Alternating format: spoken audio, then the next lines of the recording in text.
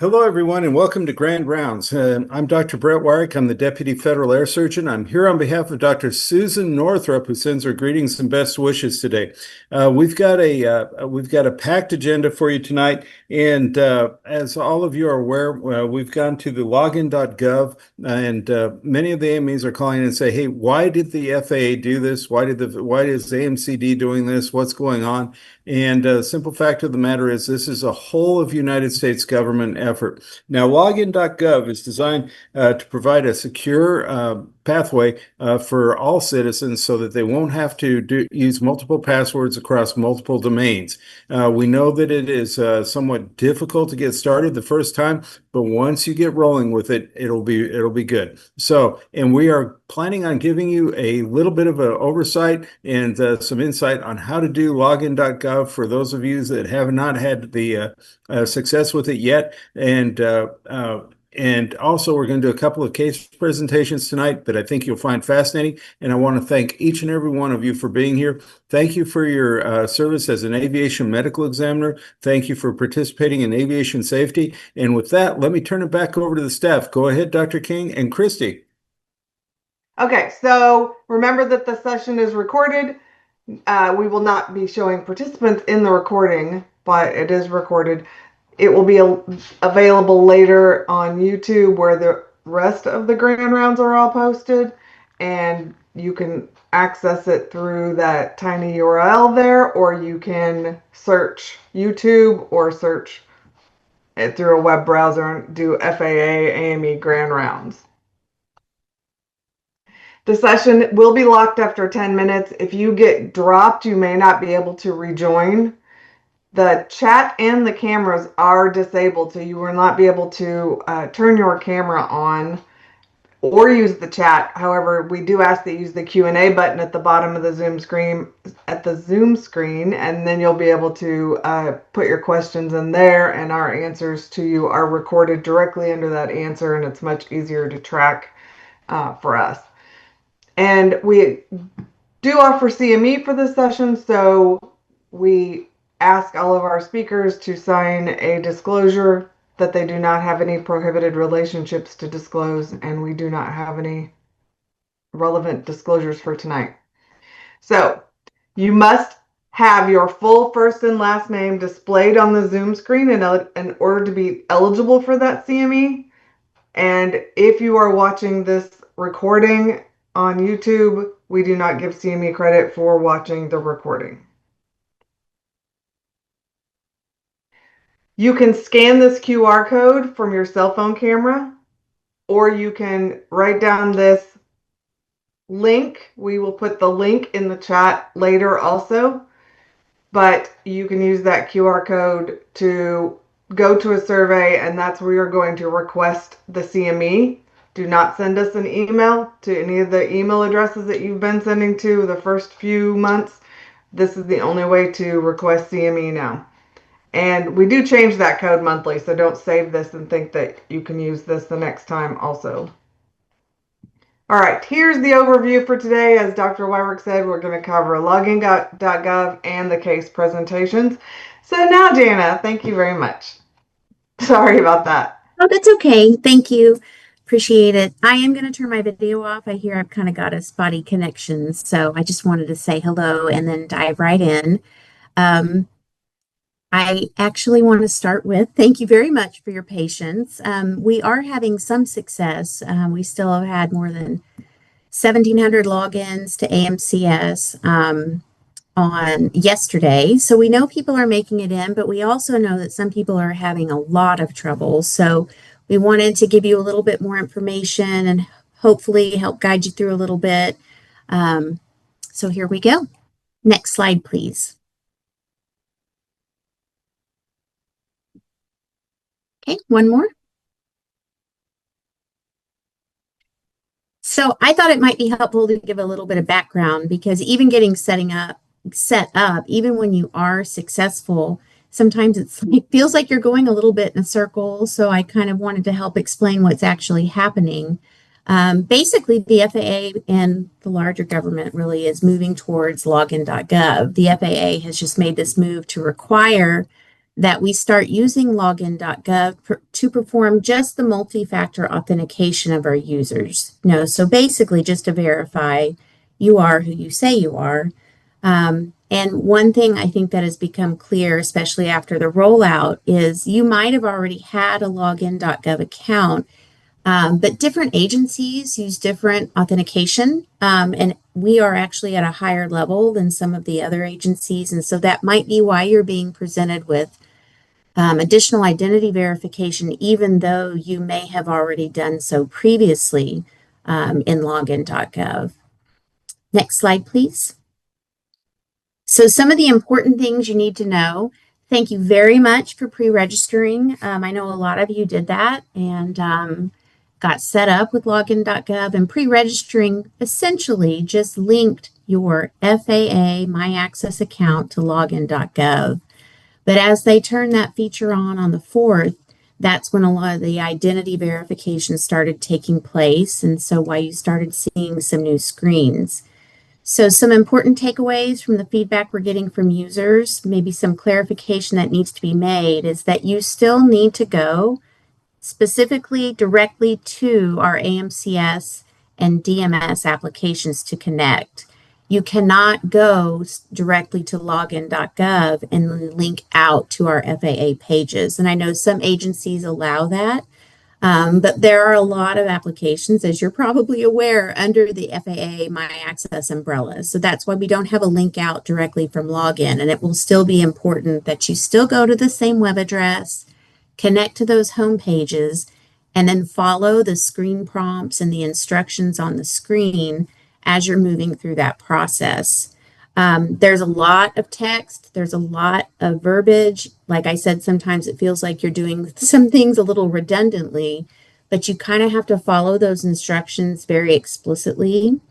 We have had some users say, it wasn't working for them, but when I read that screen, it did help out and I was able to move through. It hasn't been solved that easily for everyone, but that really is a first step to try to follow as much as possible the on-screen instructions that they've provided. So with that in mind, one of the most important things, and one of the things that some folks are missing, is just this very first step. After you connect to AMCS or DMS, you might be presented with this login with My Access screen, and it asks you to select what type of user that you are. You as an AME must select customer, or if you are outside of the United States, you must select international customer. You do not want to select that you are an employee or a contractor. And the reason for that is because as you get further into the process, it would start requiring a physical key like an ID card or things like that in order for your identity verification, which you don't have for your FAA exam. So be sure and select customer or international customer, and that'll start you down the right path. Next slide, please. So once you tell the system that you're a customer, you then are going to sign in with login.gov, and that's what that arrow is pointing out there. And then so you actually then start going through that multi-factor authentication process. Now, if you did not pre-register, that's okay. You can still do so. Right on this screen, there's a couple ways to get there. You can click on that red button, to go ahead and do that linkage or association of your account. There's also a link on the top in the blue section that will open up a menu so that you can do the link there as well. I think a lot of the users have already done the linking. It's just the next step. So most people are in the boat where you should be clicking on sign in with login.gov. Next slide.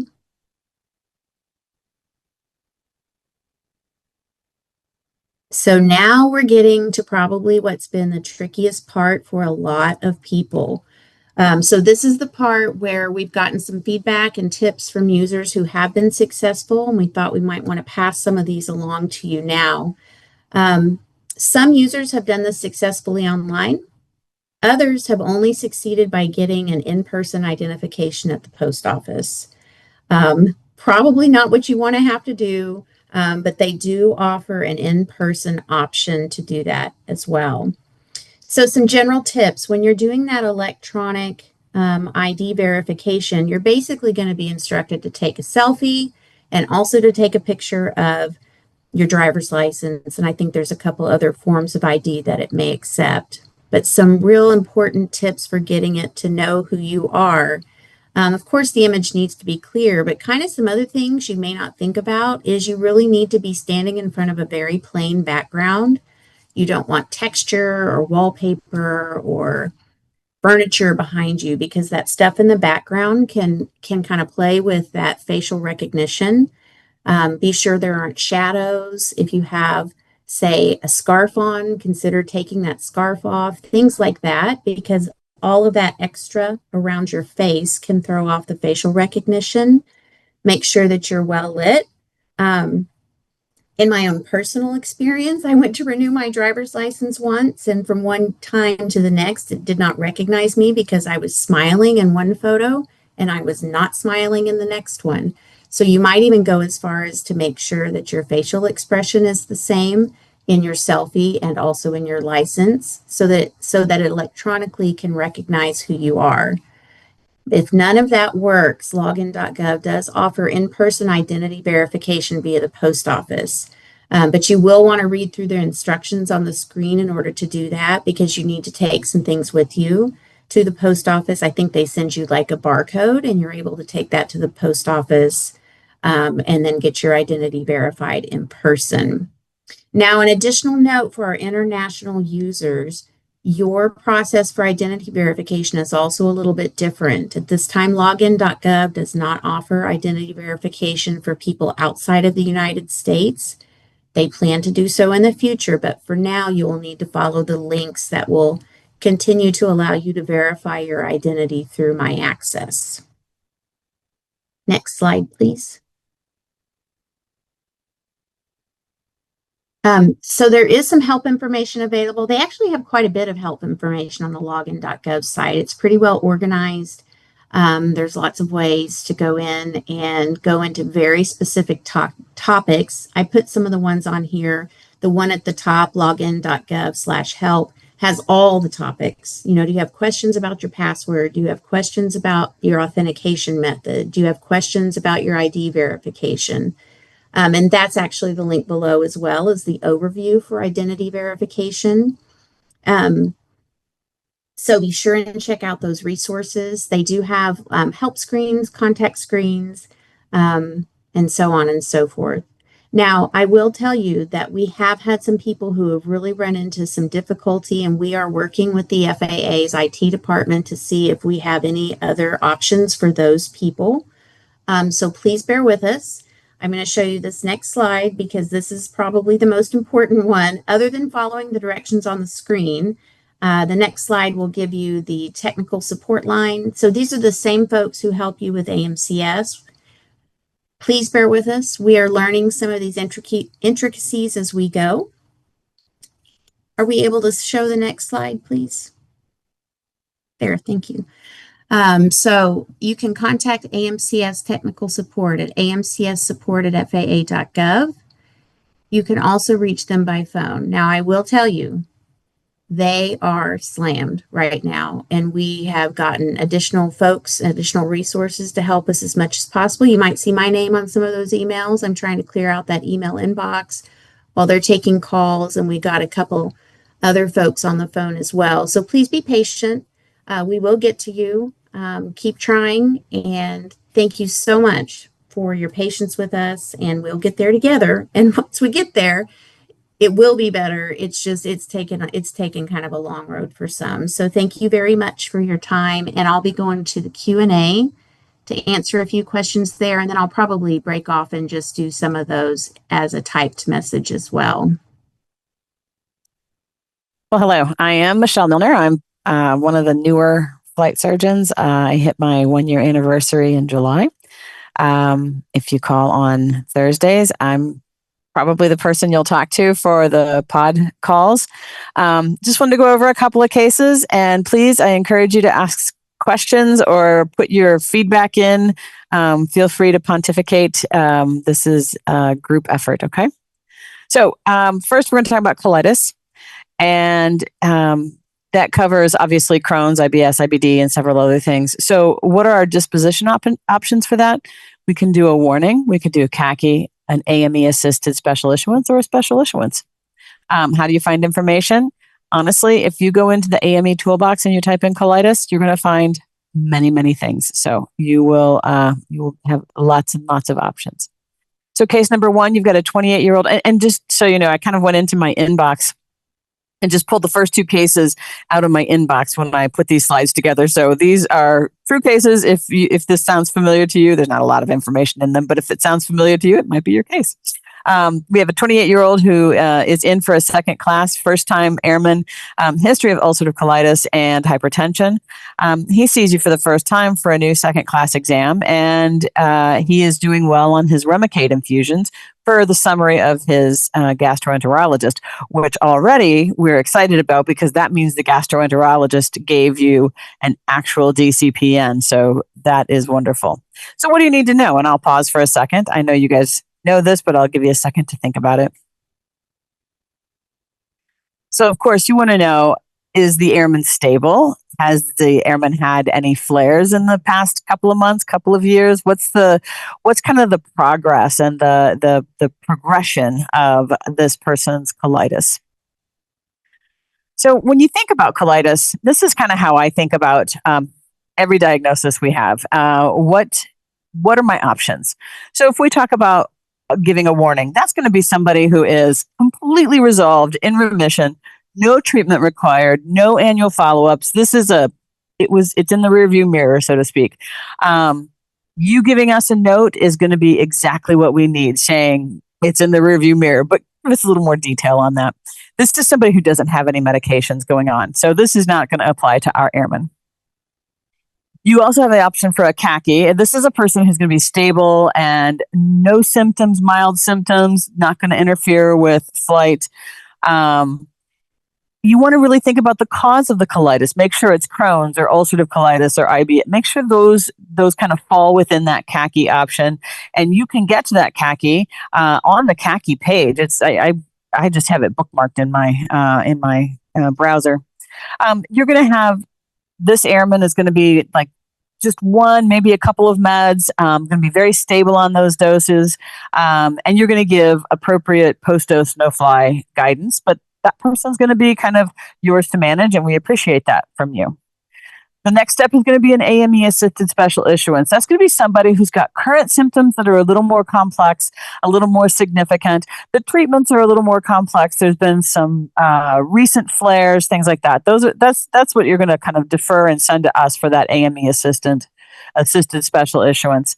We're going to need that DCPN, and I'm just going to say it again.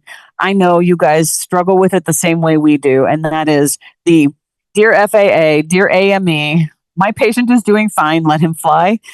Love, Dr. Specialist. That is such a not helpful letter for us. And so we need to really kind of push that. We need the detailed clinical progress note. We need all the labs that have been done, any prescriptions that they're on, any operative notes, hospitalization fee, all those things that we usually get.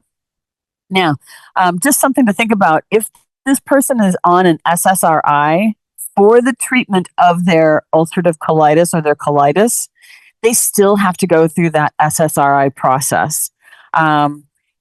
Sometimes you use a medication for diagnosis A, but it's not terrible that it happens to cover maybe a burgeoning diagnosis B also. That's what we're trying to make sure of. We're trying to make sure that if there is an underlying depression or anxiety or something, that's also helping to treat, that we know about it. That's really the purpose. So then anything that's more complex than the ones before, it's going to be a special issuance. You're going to defer it. We're going to take a look at it. Again, we're going to need all the same information. We're going to review it. But the nice thing is that we have access to kind of Johnny on the spot consultants. So being able to reach out to them is a benefit for us that you guys may not have the easy access to. All right. So if you go to the AME toolbox and you do a search, this is what you're going to find. And I will tell you that I checked the CACI link and it works. I checked the AASI protocol and it works. So that information is right there for you. Where do we run into problems? Again, it's the initial presentation, just kind of establishing that stability, trying to figure out, what is the history of the airman's diagnosis. And again, just that shameless plug for no Dear FAA letters. I also appreciate that you guys struggle with that as well. All right, so what would you expect? Well, then, if it's deferred to us, it's going to drop into our general review queue. And we will issue that AME assisted or that special issuance, and we'll likely give them a 1-year time limit. And that's what we would expect for you on the CACI as well.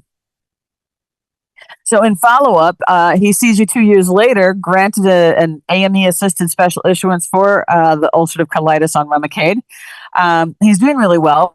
Per the DCPN, his GI is considering removing the Remicade because he's doing so well. So what do you need to know? Well, you need to, right now, go ahead and issue if you are comfortable and he is otherwise qualified, because his care and such is stable from last time or potentially improving. Now, if the airman does go off of his medication, he needs to establish stability with no medications. You can consider removing the CACI requirement, the AASI requirement, depending on how long this airman has been stable, how long this airman has gone without flares. So those are options as his disease process improves. However, he needs to continue reporting that, right? And he needs to continue giving you updates as to how things are doing. And he needs to self-ground if he should start having flares again, start having symptoms again. If he does, we may have to go back to a CACI or we may have to go back to a special issuance. This is a fluid process. Okay, next we're going to talk about miscellaneous musculoskeletal diseases. The disposition options on this are worn or special issuance, and you can type in just a panoply of things and it will pull up all sorts of options and resources for you in the AME toolbox. So here we have a 69-year-old man who is in for a second class, seeing you in follow-up. He's renewing just for his second class medical and brings in his DCPN for his asthma. You're looking over and you note in the past medical history that he has, quote, paresthesia, right upper extremity. What do you need to know? Now, so I'm an OC doc by training and, well, family medicine, then OC. And so there are things that kind of automatically come to mind for me, and I want to share those with you if they don't automatically come to mind for you. First of all, if you're going to warn, this is going to be somebody that's completely resolved, no treatment required, just like we said before on the colitis. A note that you give us is going to be great. That's exactly what we need. We are so dependent on you doing that excellent physical exam. This is going to be somebody who's had no medications, or if they are using medications, they're using them just for short flares. That's defined as resolving in 36 hours and no more than twice a month. Now, something that's going to require special issuance is going to be based on what limitations you tell us is happening. Again, they're going to need a DCPN that's going to include a functional status, including range of motion, sensation, strength, pain, all the things you would suspect. And then I just want to make a note about medications that people could take for musculoskeletal issues. Standard narcotics, you want to think about those and make sure the airman is aware there's a 72-hour no-fly after taking that. Those occasional episodes still need to resolve within that 36 hours, and that needs to be no more than 2 per month. Now, if that's happening more frequently, we need to relook at that. We need to revisit what's going on, because we don't want somebody who's having to take narcotics and is in pain that much going without us taking a further look at it. I do want to also point out muscle relaxants. That is a bucket of potential problems, because the no-fly post-dose is 12 hours to 8 days. So we need to be very cautious about what we're advising for our airmen. And then please note, disqualifying medication of Dantrium and Ergesic Forte, things to just think about. So again, if you go to the AME toolbox and you do a search for any of those words, this is what pulls up, and it gives you, below this, it will give you lots of options to reach out for resources. Now, what do you need to think about? So I am not a flyer. I'm a paraflyer. How about that? I like to take off. I like to fly. I like to land, but I really, really like a qualified pilot in the seat next to me. So these are things that I think about from my experience being in the cockpit, and that is, can they reach the controls based on their range of motion? Can they sense those subtle changes if they're having paresthesias or if they're having numbness? Can they apply sufficient pressure for rudder pedals and rotor brake? Your exam makes that determination. You need to be doing that excellent physical exam that helps decide, can their range of motion really accommodate what they're trying to do? The other piece is, don't forget, why do they have limitations? What is causing this? Is this a musculoskeletal thing because they tweaked their shoulder? Or is this a multiple sclerosis thing because they have a new impending diagnosis or have an underlying diagnosis that we have not talked about? Again, shameless plug for the No Dear FAA letters.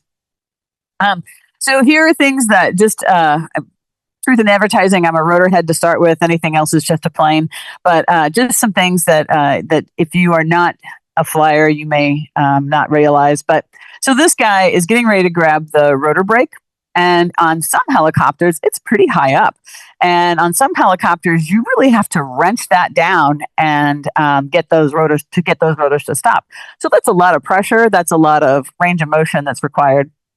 Also on a helicopter, you've got the cyclic and you've got the collective, and then you've got the rudder pedals down there. We'll talk about those in a second. But the cyclic and collective are, it's not just that you have to have the range of motion for the wrist and the fingers, but you also have to have that sensation, that ability to kind of feel how the helicopter is flying for you. Those are really key things for somebody who flies a helicopter. Additionally, it's not just a helicopter. This is an SR-22 I got to fly when I was training. Beautiful plane. Anybody that flies one, congratulations. It's really a Cadillac. But if you'll notice, they've got, if you're not familiar with the cockpit, they've got the control right here on the side. And you'll find that some people will put a lot of pressure on their elbow as they kind of just use their fingers to manipulate the plane. And then they end up with that numbness and tingling that can happen in their fingers from putting all that pressure on there. So you just want to be aware of that and think about that as they're telling you these issues. Now we got to talk about rudder pedals, because to me, this was just so startling when I was learning to fly. And that is, it takes a lot of, this is from a Piper Warrior that I learned to fly in. And, it takes a lot of pressure to be able to, put on the brakes, but more importantly, it takes a lot of plantar flexion to be able to do the rudder pedals with your toes, to be able to kind of manipulate. So coming in for a landing, once you've landed, all those things, very unsafe if you don't have that good texture that you're feeling, and that strength, and the range of motion also, because sometimes they push out really far to get to the brakes. I have short legs. And then these are the rudder pedals for a Bell helicopter. And it's not something that the average person would experience. And so thinking about the pain, thinking about the limitations that somebody has in their feet and their ankles and their lower extremities, these are things that will help you kind of think through that process. All right, so what do you expect? Well, honestly, we trust your perspective. But listen, if it contradicts the DCPN that we're getting, that detailed clinical progress note that we're getting, explain why. It's not that we don't trust you. We just need to know, why is there that discrepancy? And you're going to tell us, oh, it's resolved, or oh, he did PT, or oh, she got treatment for it and now it's fixed, whatever. But we're going to trust you, but we just need to know. If you are concerned, if you're not sure, just defer. We are able to deny, and we can offer a medical flight test. Now, if we give a medical flight test, that gives us the opportunity to issue, if it's something that's stable, like a missing limb, we could consider a statement of demonstrated ability. That's a SOTA. You've heard of that, right? And then if it's not a stable issue, well, we'll consider a special issuance. But don't feel like you're wearing this responsibility alone. Please, if you have any concerns, just defer to us. Thank you, ma'am. All right, so it was asked to share the QR code, so it is up and displayed for you. Please get that snapped as quickly as possible, because we are going to close out the session for today. Thank you very much for joining us. Please be on the lookout for the flyer, the new email that we're sending on the first Monday of every month. You should have just gotten one this last Monday. And we're going to try and keep the email barrage to a minimum by sending that out once a month. And that will always have the link to the next grand rounds in it. So thank you very much. We ask that if you are not FAA and staying for our debrief, please log yourself off of Zoom. Thank you and good night.